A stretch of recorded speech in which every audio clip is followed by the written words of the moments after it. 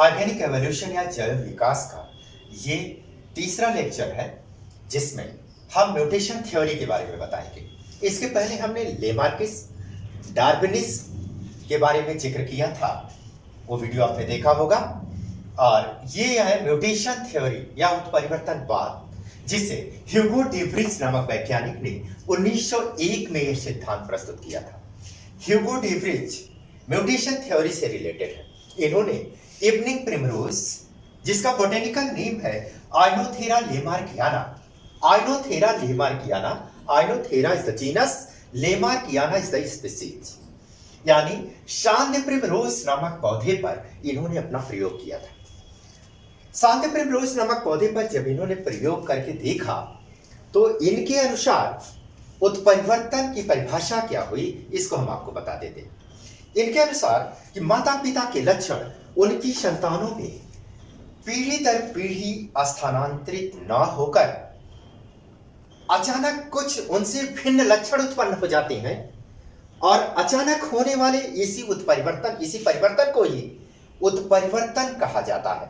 फिर से सुन ले, माता पिता के लक्षण उनकी संतानों में पीढ़ी दर पीढ़ी स्थानांतरित न होकर अचानक उत्पन्न होने वाला लक्षण जो परिवर्तन उत्पन्न कर देता है वही उत्परिवर्तन कहलाता है। और इसी थ्योरी को उत्परिवर्तनवाद या म्यूटेशन थ्योरी कहा जाता है, जिसको सबसे पहले 1901 में ह्यूगो डीवरिच नामक वैज्ञानिक ने प्रस्तुत किया था इवनिंग प्रिमरोज या आइनोथेरा लेमार्कियाना नामक पौधे पर, जिसे शांत प्रिमरोज के नाम से जानते हैं।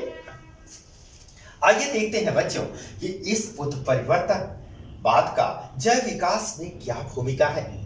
तो पहला पॉइंट देखें, वह जो जीवधारी के जीवन संघर्ष में सहायक हो। जो उत्परिवर्तन होता है, किसी भी जीव में जो उत्परिवर्तन होता है, अचानक जो उत्पन्न हुआ लक्षण होता है, वो दो प्रकार से हो सकता है। एक तो वो उस जीव के लिए लाभदायक हो सकता है, और एक दूसरा हो सकता है जो उस जीव के लिए हानिकारक हो सकता है। तो बच्चों, इस तरह से वह जो जीवधारी के जीवन संघर्ष में सहायक हो, और दूसरा वह जो उस जीवधारी के जीवन संघर्ष में हानिकारक है। जैव विकास में दोनों भूमिका अदा कर सकते हैं, जो जीवधारी के जीवन संघर्ष में सहायक हो तथा वह जो उस जीवधारी के जीवन संघर्ष में हानिकारक, दोनों उत्परिवर्तन हो सकते हैं। इस प्रकार जो जीवधारी के जीवन संघर्ष में सहायक होते हैं, वह उत्परिवर्तन उन जैव विभिन्नताओं का एक प्रमुख स्रोत है जो विकास के लिए आवश्यक होता है। यानी उत्परिवर्तन विकास के लिए आवश्यक होता है। यानी इस प्रकार जो उत्परिवर्तन है उन जैव विभिन्नताओं का एक प्रमुख स्रोत है जो विकास के लिए आवश्यक है। आइए अब जैव इस म्यूटेशन थ्योरी या उत्परिवर्तन के सिद्धांत का जिक्र कर लेते हैं।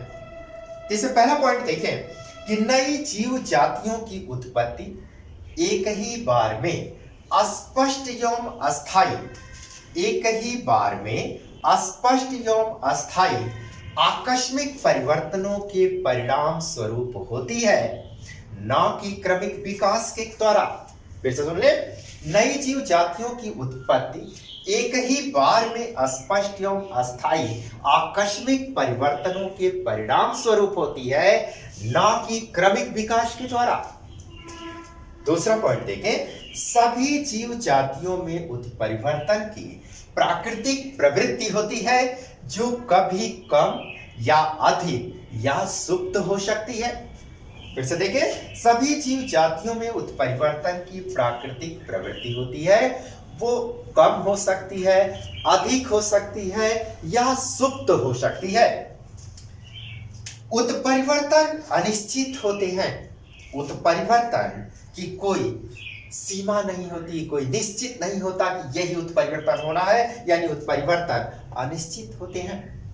नेक्स्ट, एक ही जाति के विभिन्न सदस्यों में, एक ही जाति के विभिन्न सदस्यों में विभिन्न प्रकार के उत्परिवर्तन हो सकते हैं। जैसे एक ही जाति के कई मेंबर हैं, कई सदस्य हैं, तो हर सदस्य में अलग अलग उत्परिवर्तन दिखाई पड़ सकते हैं। उपर्युक्त उत्परिवर्तनों के फलस्वरूप अचानक ऐसे जीवधारी उत्पन्न हो सकते हैं जो जनक से इतने भिन्न हो कि उन्हें एक नई जाति माना जा सके। मतलब कि अचानक एक ऐसा उत्परिवर्तन हो जाए जो अपने जनक यानी माता पिता के लक्षण से भिन्न लक्षण वाला हो, और वो भिन्न लक्षण वाला जो नई जाति की श्रेणी में आ जाए, तो ये भी उत्परिवर्तन एक विकास का द्योतक होता है। तो इस तरह से ये उत्परिवर्तन के सिद्धांत कहलाते हैं। और इसी उत्परिवर्तन के सिद्धांत के आधार पर जो नई जाति बनती है, तो आइए हम देखते हैं कि जात या स्पीसीज किसे कहते हैं। जो वर्गीकरण की सबसे छोटी इकाई होती है, जात या species, that's a very important question for your board examination point of view as well as competition point of view also. वर्गीकरण की सबसे छोटी इकाई स्पीसीज या जाति कहलाती है। जाति किसे कहते हैं, परिभाषा देख लें। संरचनात्मक रूप से जीवों का वह समूह, संरचनात्मक रूप से जीवों का वह समूह जिनमें परस्पर जनन करने की क्षमता पाई जाती है, जाति कहलाती है। फिर से सुन ले, संरचनात्मक रूप से जीवों का वह समूह जिनमें परस्पर जनन करने की क्षमता पाई जाती है, जाति कहलाती है। अब ये जाति उद्भवन या जाति की उत्पत्ति दो प्रकार की होती है। कौन कौन? पहला एलोपेट्रिक उद्भवन, दूसरा सिम्पेट्रिक उद्भवन। एलोपेट्रिक उद्भवन क्या है? जब भौगोलिक बाधा के कारण दो जातियों का विकास हो जाता है, जब भौगोलिक बाधा के कारण दो जातियों का निर्माण हो जाता है, उसे एलोपेट्रिक उद्भवन कहते हैं। बहुत इंपॉर्टेंट क्वेश्चन है बच्चों, इसके ध्यान से समझे। एक बार बोर्ड एग्जाम में पूछा गया था, एलोपेट्रिक तथा सिम्पेट्रिक से आप क्या समझते हैं?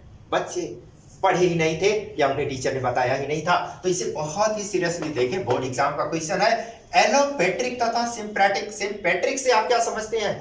एलोपेट्रिक में जब भौगोलिक बाधा के कारण दो जातियों का निर्माण हो, उसे एलोपेट्रिक उद्भवन कहते हैं।